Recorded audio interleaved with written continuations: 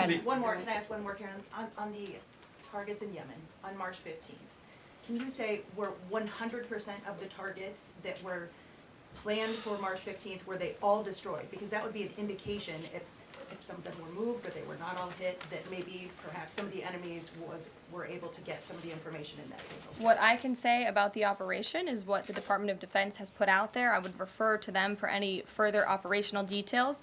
But there have been more than 100 strikes conducted against Houthi targets, and they have hit key Houthi leaders, air defense systems, command and control nodes, headquarters, weapons manufacturing and storage facilities, and these operations will continue until the freedom of navigation in our seas is restored and U.S. shipping can safely transmit without the fear of attack. And again, we believe that this has been a very successful operation thus far, and it will continue until this administration feels it no longer has to, and these terrorists have been taken out, which again is something the previous administration should have done, but they didn't, and now we've inherited this crisis. Stephen. Thank you, Karoline. I'd like to clarify something about the investigation and also ask about some conservative commentary. On the investigation, Mike Waltz said last night that he had spoken to Elon Musk about figuring out how Jeffrey Goldberg's number got in his phone. You mentioned the NSC and the White House counsel's office investigating. Can you just clarify who is investigating, who's leading that, and also Dave Portnoy, who endorsed President Trump, said today that he thinks that Mike Waltz should leave. Could you respond to that?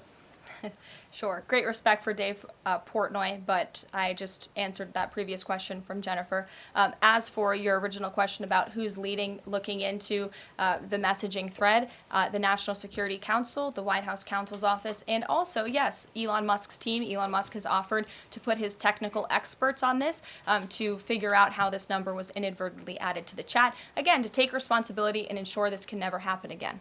Karoline, I have two questions. One on a follow-up on something you just said. But since we have these messages released, and you said that the president has now personally reviewed them, at the chat at one point, Pete Hegseth wrote 1415 strike drones on target, and in all caps he said, "This is when the first bombs will definitely drop." Does the president feel that he was misled by his national security advisors, whoever it was that told him there was no classified information in there, now that he's seen these messages? I've now been asked and answered this question 3 times by the both of you, and I've given you my answer. The president feels the same today as he did yesterday. Okay. Philip. And on my follow-up on what you had just No, said. go ahead, Philip. Caitlin, I'm not taking your follow-up. Philip, go I have ahead. a follow-up on something you just said, though, Caroline. That's Caitlin, regarding I'm not Jeffrey taking Goldberg. your follow-up. Philip, go ahead. I have called on you. Thank you. Vice